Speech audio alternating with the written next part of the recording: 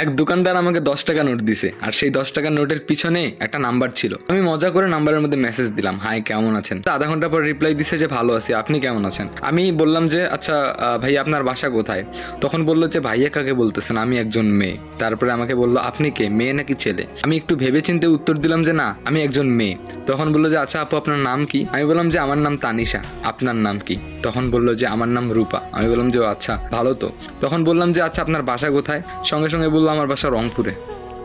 রংপুর কোথায় আপু। বললো যে আমার বাসা হচ্ছে রংপুর শাপলা চত্বরে। আমি অবাক হয়ে গেলাম, বললাম যে ও আচ্ছা আচ্ছা, মানে আমার বাসা কিন্তু কারমাইকেল কলেজের পিছনে। তো ও বললো যে ও আচ্ছা আচ্ছা আপু আপনি কোন ক্লাসে পড়েন। আমি বললাম যে মানে হাবিজাবি অনেক কথা হলো, কিন্তু আমি ওকে বলিনি যে আমি একজন ছেলে। তো একদিন কি হলো, ও আমাকে কল দিল, আমি কলটা রিসিভ করি নাই। আমি কি বলবো, ভয় পাচ্ছিলাম আসলে। আমি যে একজন ছেলে এটা তো ও জানে না। যাই হোক, আমি একবার ওকে ফোন দিলাম, ফোনটা রিসিভ করলো। তখন ও অনেকবার হ্যালো হ্যালো বললো, আমি কোনো কিছুই বলিনি। তারপরে বললাম যে হ্যালো কেমন আছেন। তো ও একটু অবাক হয়ে গেল, বললো যে আপনি ছেলে।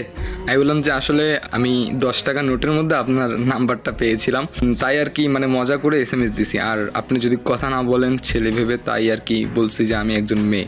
10 টাকা নোটের মধ্যে পেয়েছিলাম তো নাম্বারটা, তাই একটু মজা করে দিছিলাম। তখন সঙ্গে সঙ্গে বললো যে হ্যাঁ নাম্বারটা আমি লিখছি, আমিও মজা করে লিখছি, কিন্তু ভাবতে পারি নাই যে কখনো কেউ আমাকে SMS বা কল দিবে। যাই হোক, আপনার বাসা আমার বাসা যেহেতু পাশাপাশি, তো একদিন দেখা করা যায়। আমি বললাম যে কোথায় দেখা করবেন। তখন সে বলল চিড়িয়াখানাতে দেখা করবো। আমি বললাম আচ্ছা ঠিক আছে, কখন যাব। তখন সে বলল বিকালবেলা। আমি বললাম আচ্ছা।